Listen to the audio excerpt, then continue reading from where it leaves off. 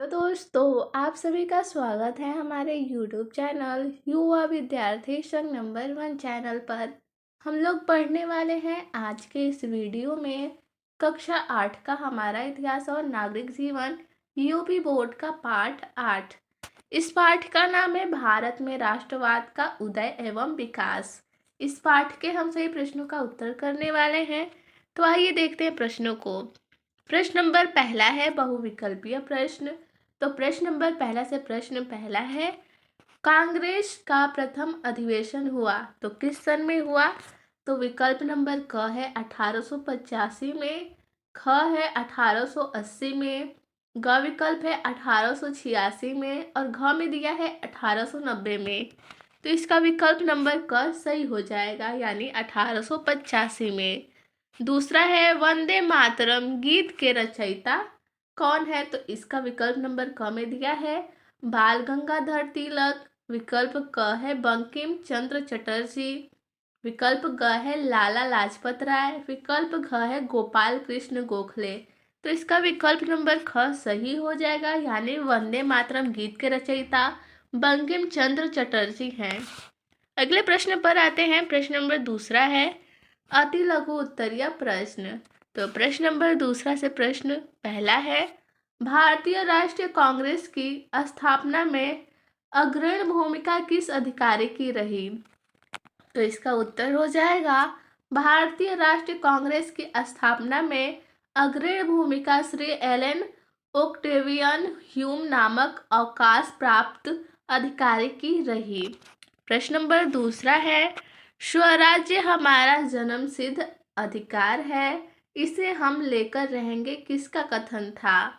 तो इसका उत्तर हो जाएगा यह कथन लोकमान्य बाल गंगाधर तिलक का है, यानी कि स्वराज्य हमारा जन्मसिद्ध अधिकार है, इसे हम लेकर रहेंगे किसका कथन था? तो बाल गंगाधर तिलक का।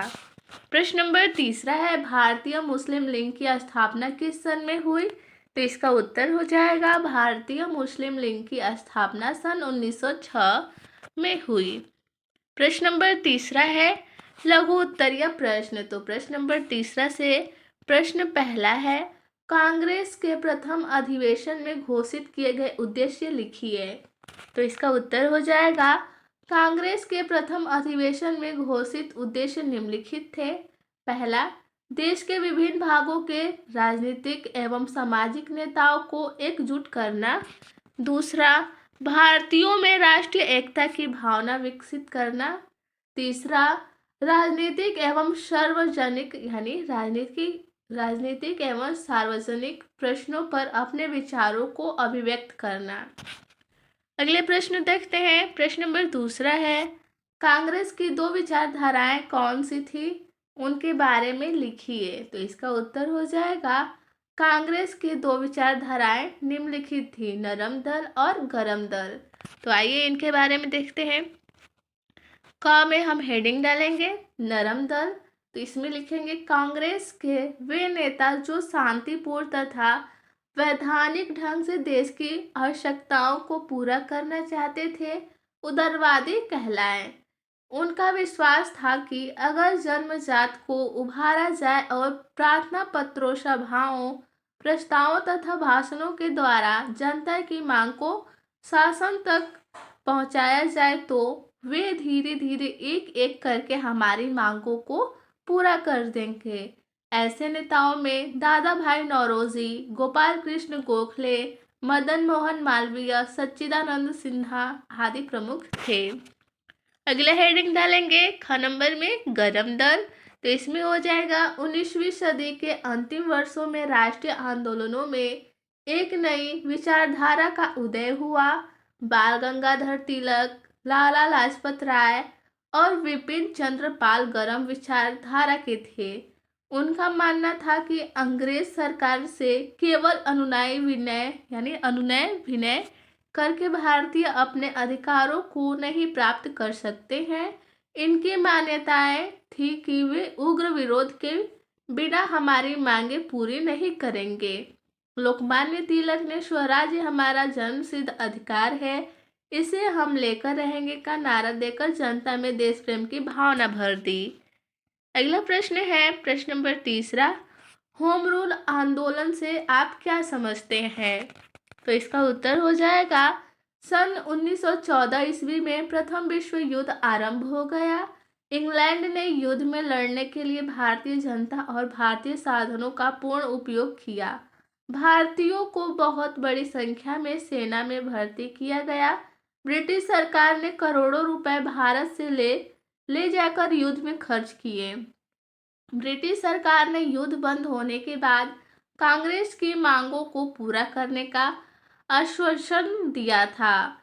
इसी आधार पर भारतीयों ने विश्व युद्ध में ब्रिटिश सरकार की सहायता भी की थी, किंतु युद्ध की समाप्ति के बाद अंग्रेज अपने वादे से मुकर गए।